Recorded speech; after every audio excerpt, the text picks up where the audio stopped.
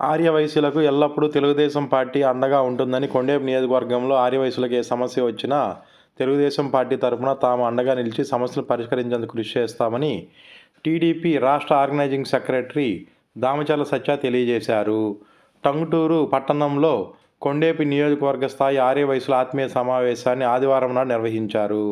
ఈ కార్యక్రమానికి ముఖ్య అతిథులుగా కొండేపి శాసనసభ అభ్యర్థి డోలా బాలవీరాంజనేయ స్వామి మరియు టీడీపీ యువ నాయకులు దామచర్ల సత్య, టీడీపీ ఒంగోలు పార్లమెంట్ అభ్యర్థి మాగుంట శ్రీనివాసరెడ్డి తనయులు మాగుంట రాఘవరెడ్డి, టీడీపీ వాణిజ్య విభాగం రాష్ట్ర అధ్యక్షులు దుండి రాకేష్ మరియు తాతా ప్రసాద్ చంద్ర తదితరులు పాల్గొన్నారు. ఈ కార్యక్రమంలో కొండేపు నియోజకవర్గంలో ఆర్యవైశ్య సోదరులు అధిక సంఖ్యలో పాల్గొని కార్యక్రమాన్ని జయప్రదం చేశారు. రానున్న రోజుల్లో తెలుగుదేశం పార్టీ అభ్యర్థులను గెలిపించాలని ఈ సందర్భంగా నాయకులు ఆర్యవైశ్య సోదరులను విజ్ఞప్తి చేశారు.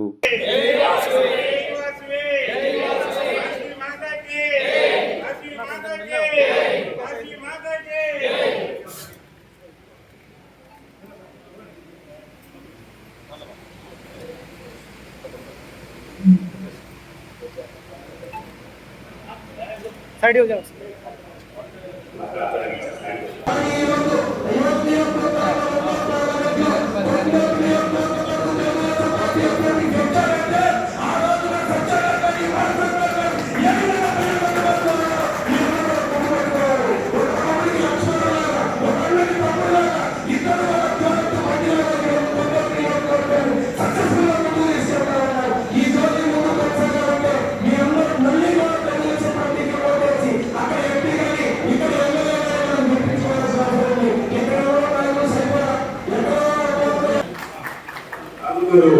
మండల అధ్యక్షుడు పొత్తు రవికుమార్ రాఘవరెడ్డి గారికి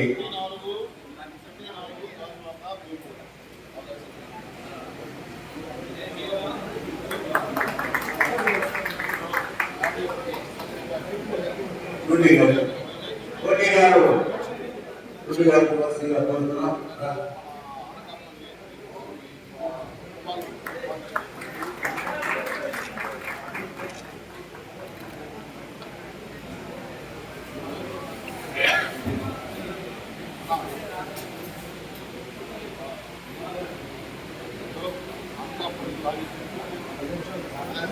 ప్రసాద్ గారికి కోరుతున్నాం.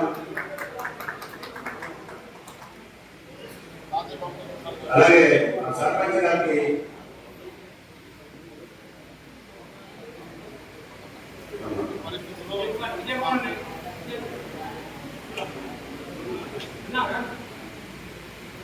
నారాయణ గారు రామదాస్ సత్యనారాయణ గారికి చాలా సన్మానిస్తున్నారు.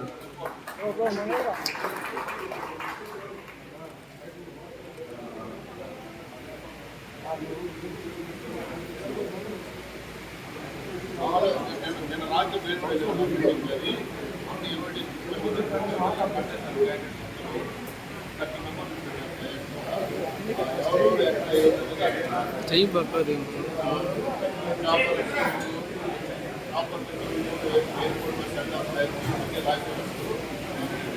इधर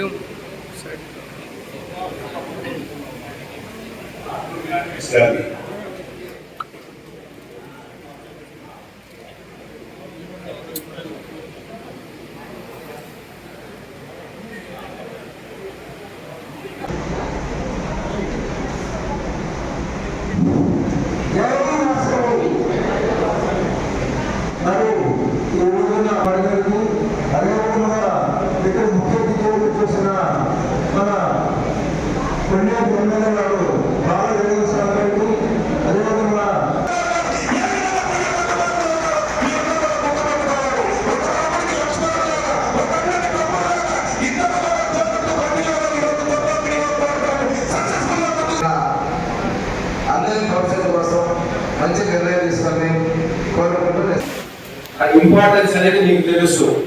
ఆ ఎకనామిక్ యాక్టివిటీ అనేది తెలుగుదేశం ప్రభుత్వంలోనే వస్తుందని మీకు తెలుసు. ఎందుకు వస్తుంది అంటే డెవలప్మెంట్ అనేది జరుగుతుంది. ఆ డెవలప్మెంట్ బట్టి మీకు కావాల్సిన బిజినెస్ అనేది గ్రోత్ అనేది జరుగుతుంది. ఈ సింగిల్ పాయింట్ చాలు మీకు తెలుగుదేశం కూటమికి ఎందుకు ఓట్ వేయాలని చెప్పి మీకు డెసిషన్ తీసుకున్నదాన్ని. మీరు ఇదే 5 సంవత్సరాల్లో చూస్తుంటారు, ఎకనామిక్ యాక్టివిటీ అనేది లేదు. వాళ్ళు ఎంతసేపు సంక్షేమం చెప్పారే కానీ అభివృద్ధి పక్కనే చూడలేదు. రెండు చేయాలి, ఒకటి చేసుకుంటా పోతే ఇంకోటి జరగదు. సో తెలుగుదేశం పార్టీకి మీరు తప్పకుండా ఓటేస్తే ఎకనామిక్ యాక్టివిటీని పెంచే బాధ్యత మాది. మీకు ఎక్కడ ఇబ్బందులు రాకుండా చూసుకునే బాధ్యత మాది. ఇంకొక ముఖ్యమైన విషయం, ఇప్పుడు ఈ కూటమిలో జనసేన బీజేపీ కూడా కలిసి ఉంది. ప్రధానమంత్రి గారు మళ్ళీ ప్రధానమంత్రి అవుతారు. బీజేపీ అనేది సెంట్రల్ లో వస్తుంది. సెంట్రల్ లో వచ్చిన తర్వాత స్టేట్ కావాల్సినంత నిధులన్నీ మీకు తీసుకొచ్చే బాధ్యత మాది. ఇప్పుడు 5 సంవత్సరాల్లో ఆ పని సాగలేదు. స్టేట్ సపరేట్ గా ఫంక్షన్ అయింది, సెంట్రల్ సపరేట్ గా ఫంక్షన్ అయింది. రేపు రాబోయే ప్రభుత్వంలో ఇదంతా సింగిల్ అలైన్మెంట్ లో ఉంటుంది. మీకు సప్లై చైన్ ఎంత ముఖ్యమో మీ బిజినెస్ కి, డెవలప్మెంట్ కూడా ఫండ్స్ రావాల్సిన సప్లై చైన్ అంత ముఖ్యం. సో అందుకని మీకు సెంట్రల్ నుంచి కావాల్సినంత నిధులన్నీ స్టేట్ వస్తాయి. స్టేట్ నుంచి మన జిల్లాకు తెచ్చుకుంటాం, మన ఊరికి తెచ్చుకుంటాం.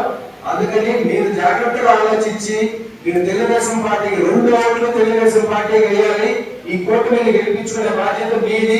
రేపు అయిపోయిన తర్వాత మీరు వచ్చి కూర్చొని మాతో డిస్కస్ చేసి మీ ఊరికి కావాల్సిన డెవలప్మెంట్, మీ ఎకనామిక్ యాక్టివిటీకి డెవలప్ చేయాల్సిన పనులన్నీ మీరు కూర్చొని డిస్కస్ చేసుకొని మా చాట్ చేయించుకోండి. ముఖ్యమంత్రిగా నారా చంద్రబాబు నాయుడు గారు తీసుకోవాల్సిన బాధ్యత మనందరిపై ఉంది.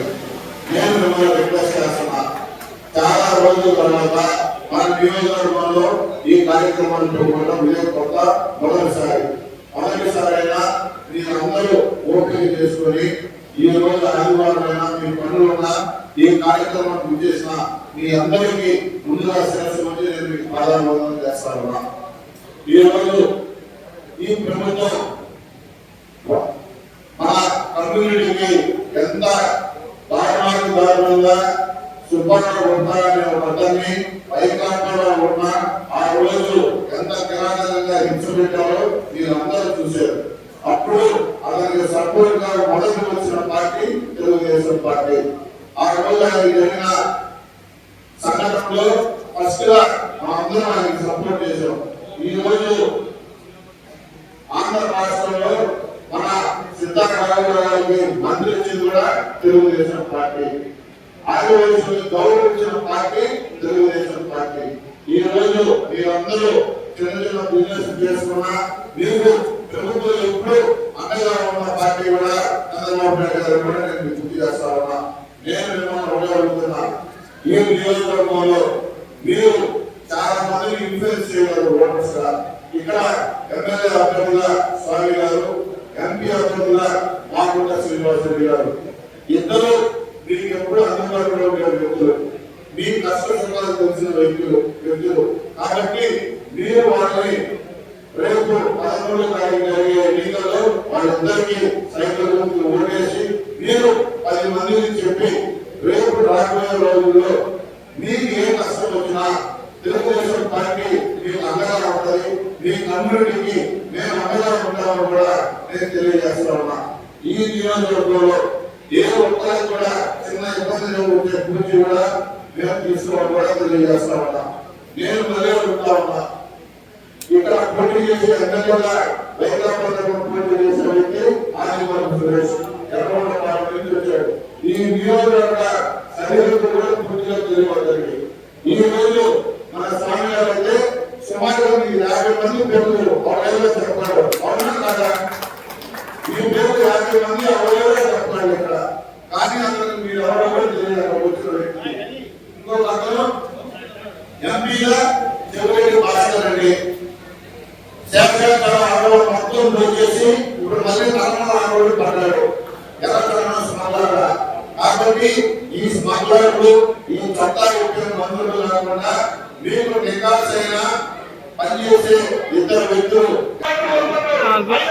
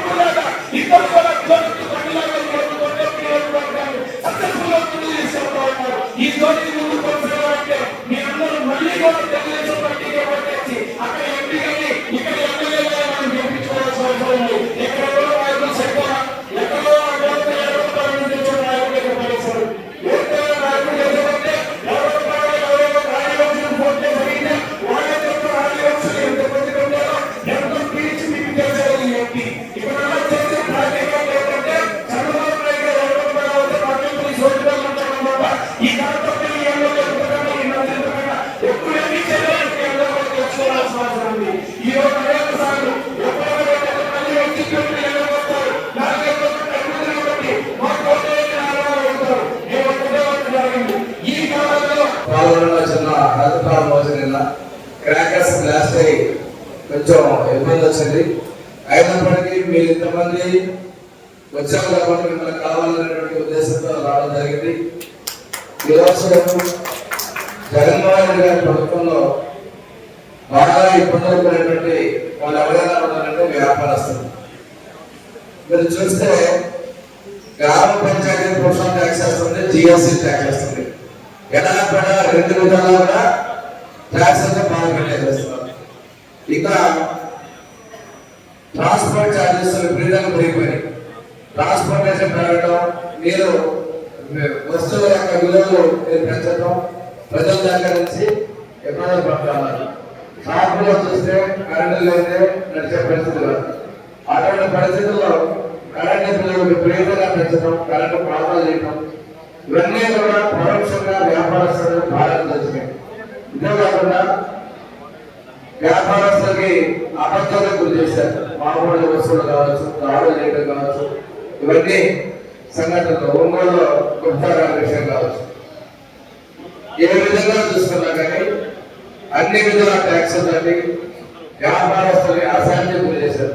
పొరపాటున ఏదైనా మాట్లాడితే వాళ్ళకి ఏదో విధంగా ఇబ్బంది పెట్టిన పరిస్థితులు, ఇంత భయంకరమైన పరిస్థితుల్లో భయపడుతూ మా వ్యాపారాలు చేసే పరిస్థితులు.